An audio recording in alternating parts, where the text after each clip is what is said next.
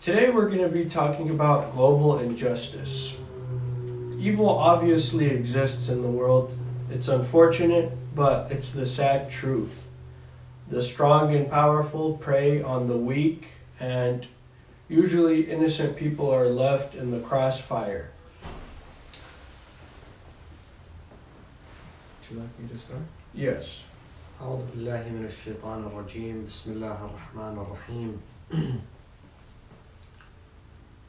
الحمد لله رب العالمين ثم الصلاة والسلام على محمد وآله الطيبين الطاهرين. Respected brothers and sisters, viewers, friends, Assalamu alaikum wa rahmatullah. I would like to also congratulate all the mothers who are watching this show. And I would like to pray to Allah subhanahu wa ta'ala to protect all our mothers and to bless them inshallah with a long healthy life. Ameen. Today's topic unfortunately is not the happiest of topics. We are speaking of a very important topic however, and that is global injustice. And I believe that one of the reasons why we observe the month of Ramadan, while we fast, is to be able to think of the weak, their tribulations, their difficulties, what they have to go through on a daily basis. It is true that we must not eat or drink for several hours, many hours a day. However, at the time of iftar, mashallah, we are blessed to have many different kinds of food on the table. We're blessed to have clean water, electricity, safety, warm food around our family members.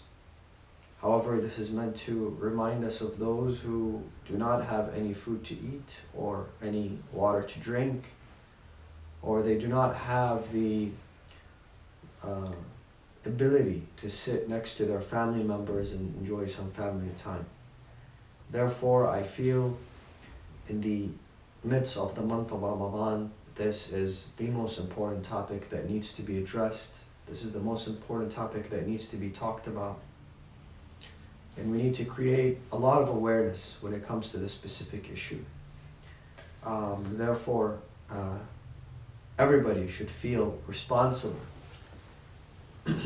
to be able to stand with the weak and against those who are involved in injustice, any form of injustice, especially global injustice. And that is the true role that a Muslim must play. While they enjoy freedom and while they enjoy everything else that they have in life, they must be charitable with that which Allah has given them. And that is a zakat. And Allah subhanahu wa ta'ala asks us to do zakat on everything that we have, and on all the blessings that He has given us and bestowed upon us. And the zakat of the safety and the freedom and the food that you have and the water that you drink is to stand with the rest of the people who don't. Thank you, Sayyid. Today may not be one of the most entertaining or fun topics that we've talked about, but it's obviously our responsibility to shed light on what's going on around the world, although it may be the sad truth. Today we're going to be talking about a few things. First, we're going to talk about the Uyghur crisis in West China. We'll talk about the Rohingya crisis that had to do in Burma and Myanmar. We'll talk about the crisis in Yemen, the crisis in Kashmir. We'll talk about the U.S. border crisis. Then we'll transition and speak a little bit on the causes of global injustice. We'll talk about God's intervention. And at the end, we'll talk about how to try and achieve world peace. So, it's our responsibility to talk about these things. And I'd like to start off by talking about the crisis in West China with the Muslim Uyghurs. So in 2018, the United Nations estimated that over 1 million Muslims are being placed in internment camps and labor camps in West China.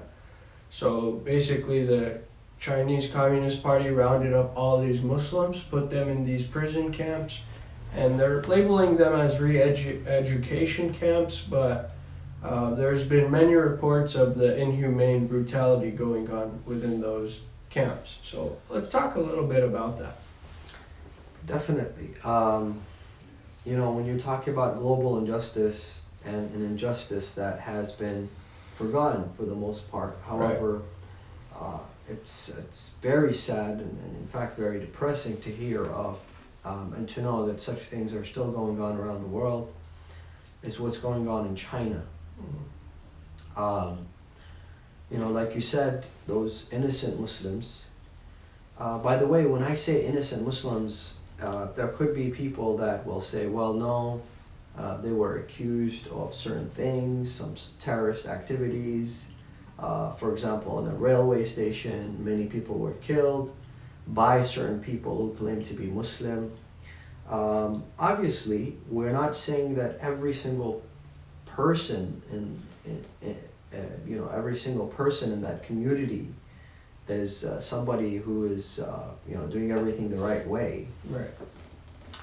However, what is the majority like? That's the question we should ask. Are the majority of those people law-abiding, good citizens that didn't have anything to do with politics even? They just wanted to live their normal lives. Right. Go to work, go to the mosque, go home, be with their family, be able to worship freely. That's how the majority of those people were. Very innocent people. Right. Yes, maybe a minority of them made mistakes, but that should not reflect on the rest of the community of Muslims in China. Right. So, all those people that are now put in camps in the, like you said, China refers to it as educational camps, but in fact they are brainwashing camps. Right. And I'll get to that, but 1 million people right now are in those prisons. And in those camps. And the criteria for them to choose those people and to put them in those camps is, they would go in somebody's home, and if they have a picture of the Kaaba or the Prophet's mosque, or they would have a prayer mat in their house, they would take those people and put them in those concentration camps. Right. I don't care whether you're a Muslim or you're a Jew or a Christian or an atheist, for a matter of fact. If you hear of this and you're not saddened and you don't feel like you want to do something about this and make sure that you stand in defense of innocent people, then there's something seriously wrong with that person or their mindset. They say that a lot of people thought that the people in the camps are extremist. Right. People like ISIS, terrorist people. But when they investigated, they realized they were very innocent people, and they were just, doing their daily activities, by going to the mosque or praying on daily basis. Or, for example, purchasing halal food. Right. Now, what's happening in the camps is the Communist Party has declared that their party and religion cannot really see eye to eye. They cannot coexist. And therefore, they're trying to destroy the Islam within those people, basically take out that religious aspect of them, out of their identity. Right. And send them back into the society. Yeah. So, not only those people don't have freedom of religion, but they're being forced to denounce their religion, to leave their religion. And a lot of them are being tortured. A lot of them are, I'm sure there are people who have lost their lives. Definitely. And, the stories that you hear of people who all their lives, they're eating halal, they're wearing hijab, they're Muslims, and the Chinese government has now forced them to, for example, drink Yeah. Eat pork, eat drink. pork. Right. They're not allowed to fast. If they're caught fasting, they'll be punished, basically. So they force them to break their fast. And you know, the Chinese government has spent $8.5 billion on surveillance Right. of those people Yeah. with facial recognitions, just to make sure that they know exactly where they go, exactly what they do, who they interact with. Yeah. They have forced them to have spying applications on their phone. So Right. if you're a Muslim, you have to have the spying app on your phone. Right. And you have to have it on all the time so the government knows exactly what you're doing, hears exactly what you're saying. Yeah. And, the average person of this community Mm-hmm. makes about $12 a month. Wow. Extreme poverty. So if you're spending 8.5 billion people, Dollars. if you're spending $8.5 billion on surveillance on this community, but you're giving them $12 a month, and they just happen to be in the richest area of China, Yeah, natural resources. with all the natural resources, that's, I would say, great injustice. Yeah. And the reason why, and obviously there are other areas that we have to cover, and many people might ask, why is it that you only cover those 4 or 5 or 6 places? Yeah. Isn't there injustice in other parts of the world? Absolutely, there's injustice in many parts of the world. Right. However, I felt that those are the greatest parts, the Mhm. greatest forms of injustice. Those are, this is the type of injustice that's going on around the world that people are not so aware of, or people are Right. not being proactive on. And what happens is that Allah then is upset with everybody. Right. Because everybody's silent while such an injustice is taking place. Mm-hmm. We can, there are things that we can do that don't require much effort or Right. time from us. Very peaceful ways to communicate the fact that we disagree with such things. Right. Regardless of those people who, whether they are Muslim or not, we have to voice our disagreement, and that is something that Allah subhanahu wa ta'ala requires from the Muslim community. But why is it today, that the Muslim community is so silent? Right. Nobody's speaking out. Especially in Muslim countries. Especially in Muslim countries or non-Muslim countries, but you would expect that the Muslim countries would say something, right? And they are all quiet and they're all silent. Some of them even said, it's justified. Certain countries that even house the Kaaba and the Prophet's mosque, some of their officials said, you know what, whatever is happening in China, that's justified. Yeah.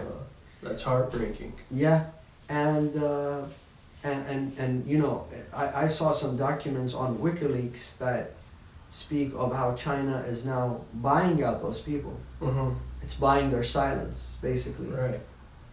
And in the end of the day, we realize it's all about money. Right. And it's about money for those who have been silenced. Mm-hmm. It's about money for those who aren't saying anything because they're afraid for their benefits. Right. And it's very sad. It's truly very sad and very depressing. Mm-hmm. And what's going on with those people there, it's very heartbreaking. Some of them are forced into things that no human being should be Yeah. forced to. It's kind of like, when we read about the Holocaust in camps like Auschwitz. Absolutely, yeah. And I even read that some Christians are also being held in those internments, not as much as Muslims, Yes, but if absolutely. they do catch anyone basically practicing religion, they capture them and put them in these camps. So it's very inhumane, very unfortunate, violation of human rights. Makes me think of the next point we're going to talk about, the Rohingya crisis. The UN President Antonio Guterres, he called the Rohingya minority the most discriminated minority on earth. In 2017, we saw very inhumane brutality that occurred against them. Over 6,700 of them were basically genocided in Myanmar and Burma. Of those, over 800 of them were children under the age of 5. So this happened by Buddhist radicalists that went into these villages and burned them down, sexually assaulted all the women, they killed all the men, they killed children. Many people were killed, and it was an act of genocide. Many people around the world were silent. It's still today in the UN, no resolution has been passed to call it a genocide. So let's talk about that now. Yeah, the Rohingyans and what's going on with them and the suffering that they witnessed, and again, mostly the Muslim community and the global community was very silent. Right. Very heartbreaking stories, very heartbreaking images. Mm-hmm. In one report, I read that over 220 villages were burnt down. Right. With everything in it. Yeah. The stock, with the people in there, with the livestock, literally just burnt down. Mm-hmm. And it is unbelievable. This army of Myanmar that's meant to protect their citizens, that's meant to ensure their safety and security, is now going to those villages and aiding the destruction of those villages, going against their own people. Right. And it is the greatest form of ethnic cleansing. Right. Basically, they don't want those guys to exist anymore. Mm-hmm. They want them gone. Mm-hmm. And there was a very famous woman that won the Nobel Peace Prize. Right. Aung San Suu Kyi, Yeah. who obviously is a human rights activist. Yeah. And she was silent for a very long time. And when she spoke, she said something that was very disappointing. Right. She said, basically, she denied a lot of things that were happening, and then she said, well, 50% of Muslim villages are still safe. Yeah. What does that mean? That means what about the other 50%? The other 50% that were destroyed, the other 50% that, everybody in them was killed or burned or murdered and sexually assaulted. Right. How are you going to be okay with that? As Muslims, we see those things and we ask ourselves, what have we done? What did we do in the past? What are we going to do in the future if situations like this come up? And unfortunately, for the most part, I feel that we're content with our situation today. We wake up, we go to work, we drive our cars, and we're comfortable, and we eat the most safest of foods, and we have clean water, and we enjoy life, and our kids and therefore we are silent because we're enjoying life, and we don't think about those who are in situations that are very bad. And I feel that, for Muslims living in the West, those who can be proactive, those who can, for example, start having influence on their elected officials, on the media, on journalists, please don't be silent when you see injustice. Right. The religion of Islam is a religion that has taught us, in fact, all religions, Christianity, Judaism, and I believe every single religion would stand against such injustice going on around the world. So once again, I would like to reaffirm that when you hear of such things, don't just say, well, this is very sad for them, but walk away from it without doing anything. Yeah. Right now, we're basically approaching the 6th year of the war that has been waged in Yemen. So in 2014, Saudi Arabia and the UAE and many other countries began an unjust and gruesome war against the noble people of Yemen. It's estimated that over 100,000 civilians have been killed in this conflict, and 10 million people live in famine in Yemen, and that's just an estimate. I'm sure it's much more than that. And a lot of countries were complacent, still are complacent. Not a lot of people are speaking out and talking about the crisis that's going on in Yemen. So let's touch on that subject a bit. The saddest story in the world right now, and the most unfortunate event in the world right now, is what's going on in Yemen. Right. It's the most heartbreaking event. However, it is also something that people are not talking about. People are silent. Mm-hmm. It's very unfortunate and it's very sad. I've seen people who rally about justice and freedom and liberty, and go after governments that have nothing to do with wars and crime. Right. But then they'll forget about this whole situation. In fact, to be honest, even the Muslim representatives that we spoke of a couple of days ago, we're praising their efforts. Have they called out the war on Yemen? What have they done? Mm-hmm.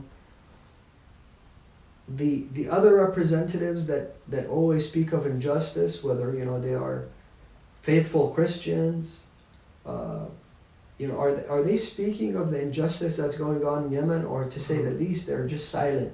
Right. And obviously some of them, or most of them, are supportive because that's where the money is. Right. So the people of Yemen in 2011, just like any other Arab nation, began this Arab Spring movement. Mm-hmm. And they wanted to enjoy a better life. They overthrew a dictator. They were looking forward to having freedom and to be able to live like any other free nation. Mm-hmm. However, with the interventions of many countries interfering in their affairs, things got out of hand and things got out of control. And unfortunately today, you find that the situation of the Yemeni people is very heartbreaking. Right. 20 million people are suffering in Mm-hmm. Yemen. 20 million people. That is a very staggering number. They have no schools. They have Mm-hmm. no hospitals. They have no clean water.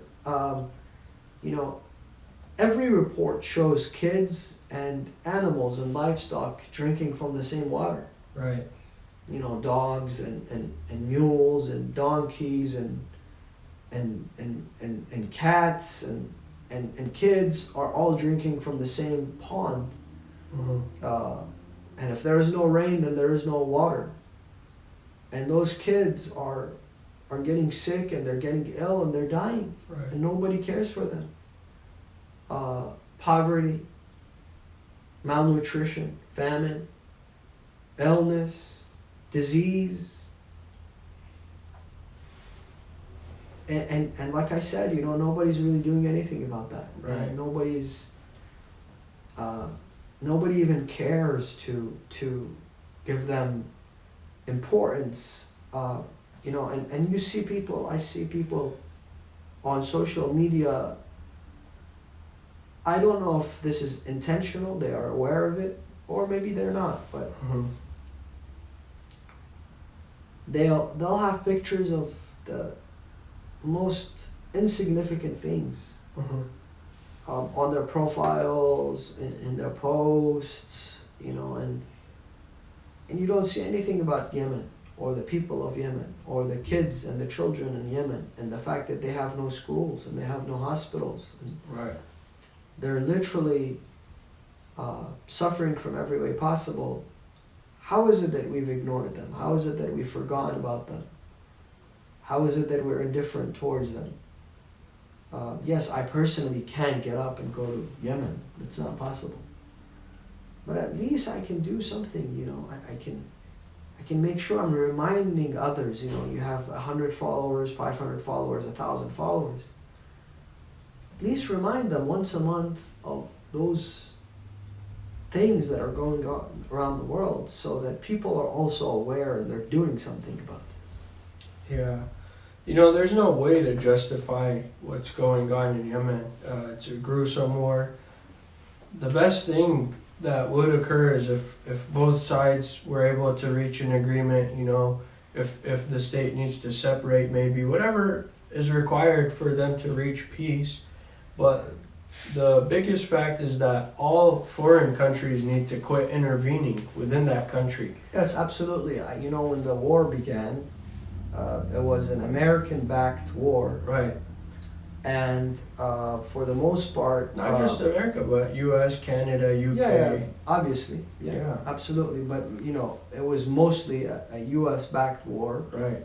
and at that time, Senator Bernie Sanders got up and he basically tried to stop this. You know, and many other members of Congress and Senate, you know. But the President Donald Trump vetoed that and Right. continued his support to Saudi Arabia, who everybody, I think, I don't think anybody around the world doubts the fact that they are the most terrifying Mhm. nation. You know, they're terrorists, they're brutal, they're murderers, they have, you know, they're going on murdering their own people, spreading, you know, hate all around the world. They are Right. the founders of the Wahhabi movement and the and you know, the extremist mindset and mentality. Right. So how is it possible that Western democratic states Support them. support them and fight their wars? You Yeah. know, that's a very interesting discussion for another time. But in the Yeah. end of the day, you know, it's all about money. Yeah. It's all about dirty politics. For sure.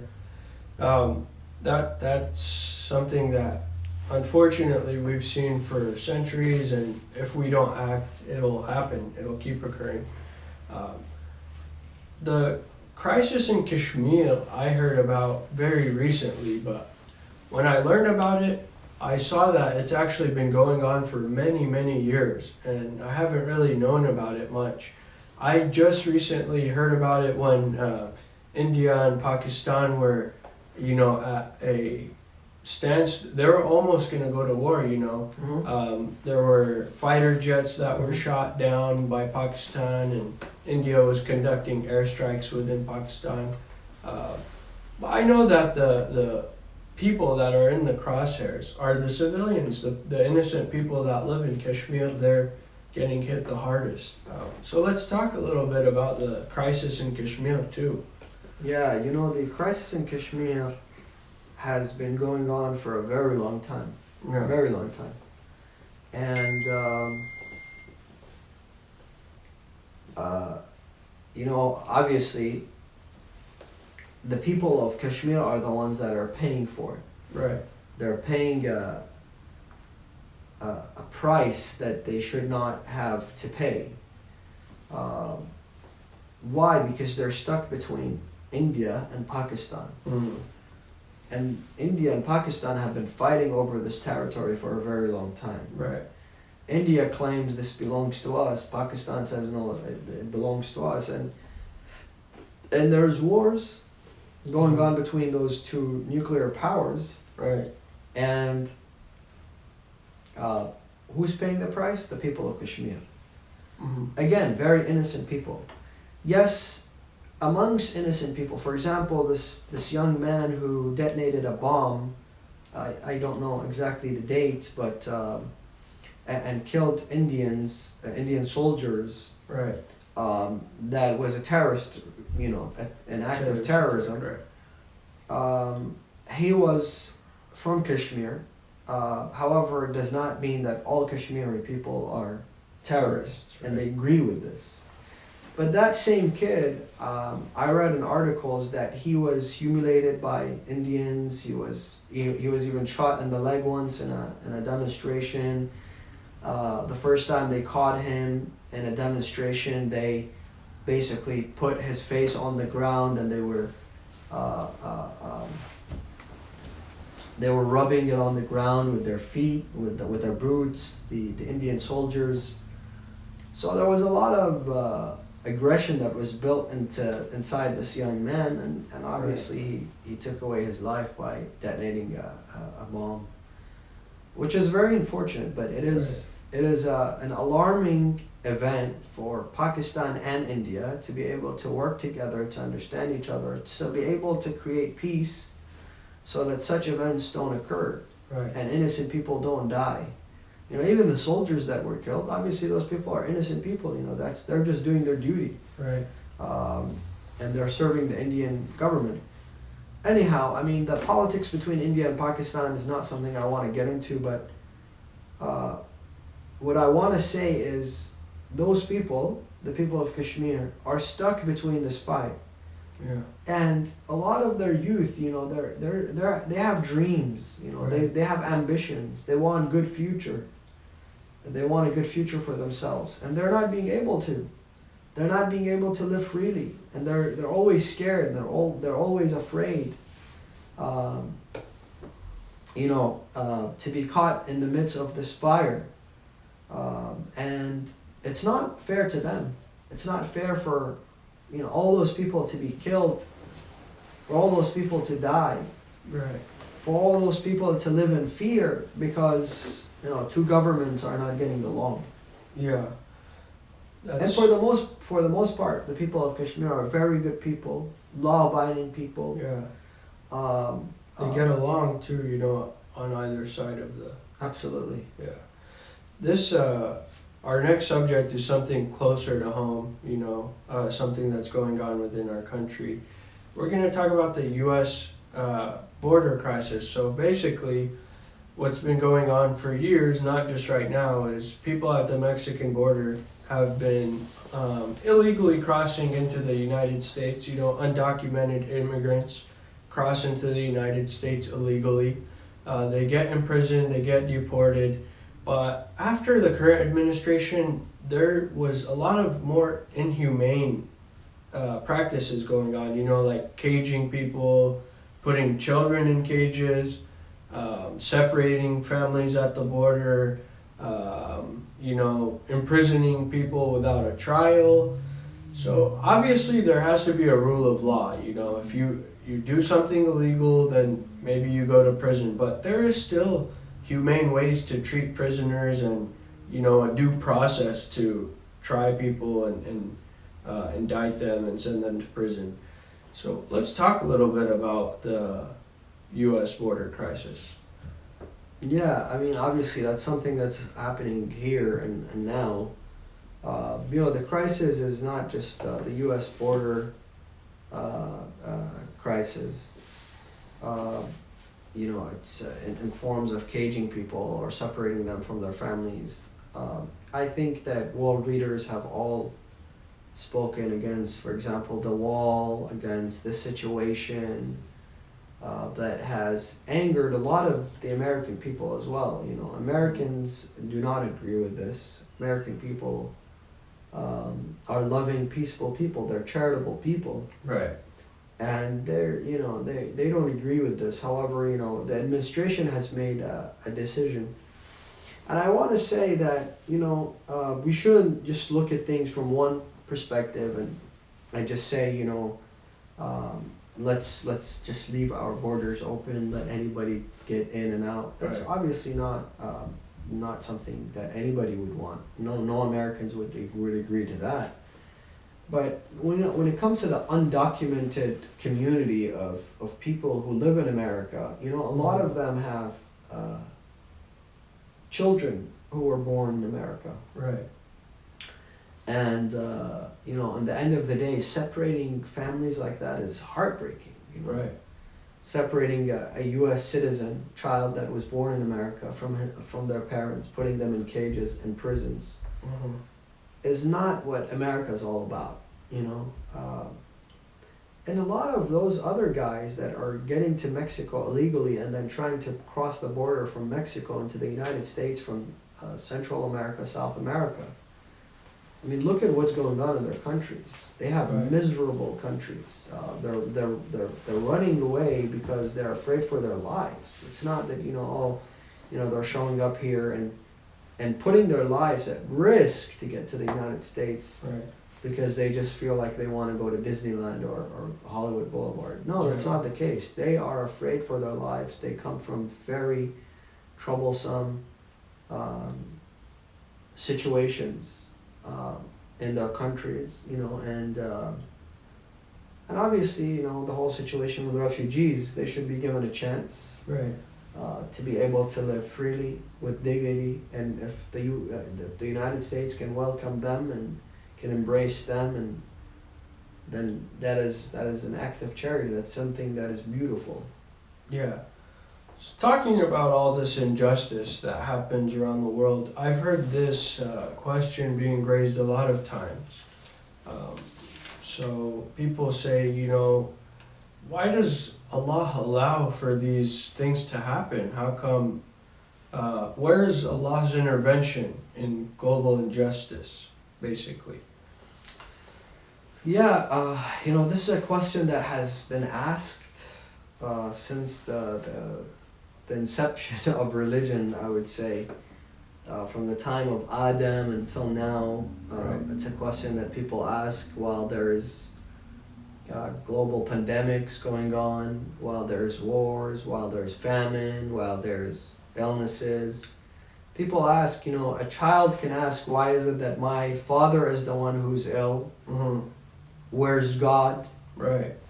In this whole scenario, why did he not cure my father? Does he not know that I need my father? Or a child, an orphan that has lost both his parents, Right. would ask, where is God? If God existed, then why is it that I lost both my parents? Right. Or you would have, on a bigger scale, when you see, for example, something like what's going on now with this whole COVID-19 coronavirus, is Right. how come God just doesn't stop this? Does he not love his creation? Aren't Mhm. people dying? But why did he allow this virus to take over the world? So God's intervention, why isn't God intervening? And if he does not, then does he really exist? And if he exists, then is he a just, loving God, like we describe him to be? And that is an important discussion. However, it's a very lengthy one. But I will touch upon several explanations given by scholars and by philosophers and by religious leaders, the imams, the prophets, the Quran, to answer this very important question. Number one is, you see, sometimes we find a small form of bad or evil, Right. then it removes, it repels a much greater one. Right. For example, you've all seen that, for diabetics, sometimes they have to amputate one of their limbs. Right. Mostly it's, their toes, because the blood gets thin in their veins, and Right. it causes Clots. clots. So basically, they have to amputate their toes, or sometimes their feet. Right. And if you were to go to a surgery room and here's a physician, a surgeon trying to amputate this person's limb, his feet, or his toes, then you see that as an evil act. Why would you do that to someone? Right. But once you understand that this small evil, this small bad thing, is going to eliminate something much greater, it's going to eliminate this person losing his sight, or losing his life, Right. or losing his entire leg, then you realize it is something that Is needed. is needed. And sometimes that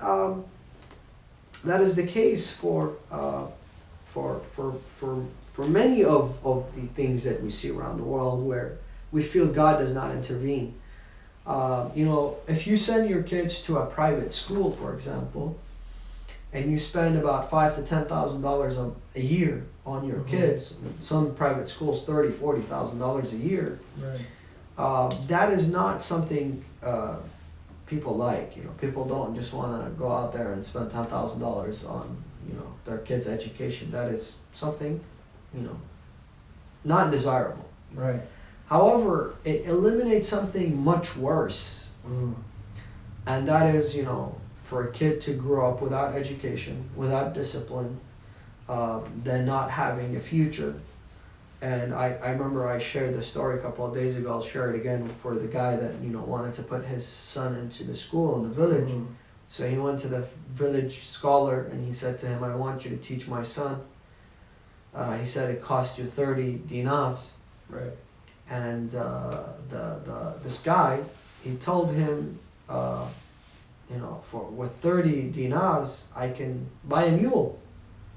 And obviously a mule, was, helping out, obviously creating revenue and making money for them.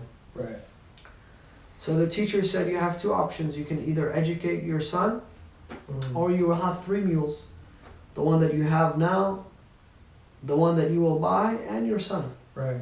Because, he wanted to basically let him know that, if you don't give education to your kids, that's what they'll grow up to be. Yeah. So yeah, you have to spend in order to get.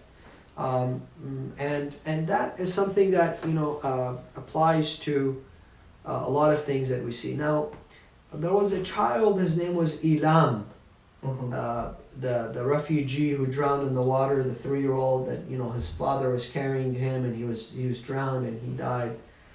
And I remember when I saw this picture for many days, I couldn't even eat or sleep, or it was the saddest thing. I felt like, this world, this entire race of this entire kind of people, the humankind, has really gone to the lowest of the low, where all those people are suffering and they're dying and they're drowning in the ocean and nobody cares, and especially Muslim countries, nobody opened their doors for them. So this was an evil, but it saved a much greater evil. Yes, nobody was happy that this child died, but that created a desire within the European nations to open up their doors and to start accepting the refugees. Right. So millions of refugees could have died, but that was eliminated by this particular incident. And for example, Angela Merkel was the one that said, millions of people ended up in Europe, right? Right. And she was the one that said history will remember that the Christian land gave amnesty and protection to Muslims. Right. While they were fleeing their countries, and then for example, Saudi Arabia said if they end up in Germany, we'll build them mosques. I think Not a good idea. Not Saudi Arabia's mosques. I think we can all agree that that is Counterproductive. That is very counterproductive, and they don't need mosques. Yeah, definitely not Saudi Arabia. They don't need. They need shelter, they need Right. food, they need homes, they need housing, they need education, they need, and they don't need mosques. Yeah. In fact, there are so many mosques in the Muslim countries. Why didn't those mosques create this desire within the people to accept those refugees, to get them out of their miseries? It's because when mosques are separated from humanity, from the basic tenets of Islam, and they're turning into places of rituals, then they no longer will serve the purpose that they ought to serve. And anyhow, so the one reason is, something small happens, but it eliminates something much bigger, and we may never know about that much bigger thing. And sometimes we will, later. Another explanation is that God himself does not create any evil, whether small or big, whether it's it's a smaller evil or a bigger evil. Right. It's all the creation of human beings. We are the ones that create evil. Right. And we are responsible for that evil, you know. The virus that spread in the world today, is God responsible for this virus? Did he create this virus? Did he spread the virus? Absolutely not. And I am puzzled, I am baffled when I see that some people are trying to blame this on God, Right. while God says, this is what you got to eat, this is what you stay away from, this is how you're supposed to act, and at the end of the day we break all those rules, and then we end up blaming God Yeah. for our mistakes. And that is the case in many of the times. You see, for example, children that are born with illnesses, and you realize that one of the reasons could be that the mother or the father was either smoking or doing drugs or Right. consuming alcohol, and all those things that are forbidden by religion, they're doing them, and then they blame God for their own mistakes. Yeah. And the rest of the things. Number 3 is that sometimes we see certain things as bad, but they're not actually bad. Mm-hmm. They're actually good, but in the long run, they will turn to be something good. As we look at them today, they don't appear to be good, but in the long run, they will turn into something good that all of humanity can enjoy. And if you look at this global injustice, I don't think that in any given moment we can blame God for it. Right. In fact, if anything, God is the one that calls for people to act with peace And seek justice. and seek justice towards each other, and not go around engaging in wars and killing. And I think that is the message of all major religions, not just the religion of Islam. All religions, all religious people would tell you that we are not for all this global injustice. However, those who have hijacked religions, Right. those who in the name of a religion they are, they're doing terrorist acts, they're a completely different situation. And that is why there will always be a minority of Muslims, a minority of Christians, a minority of Jews, a minority of Buddhists, Right. a minority of Hindus will be, people who will hijack their religion. And they have, and I, obviously everybody knows those examples Yeah. of people who have hijacked their religions and done terrorist activities in the name of their gods or their religions. Yeah. But at the end of the day, religion protects us. Religion Right. and God is meant to create peace amongst people in His creation.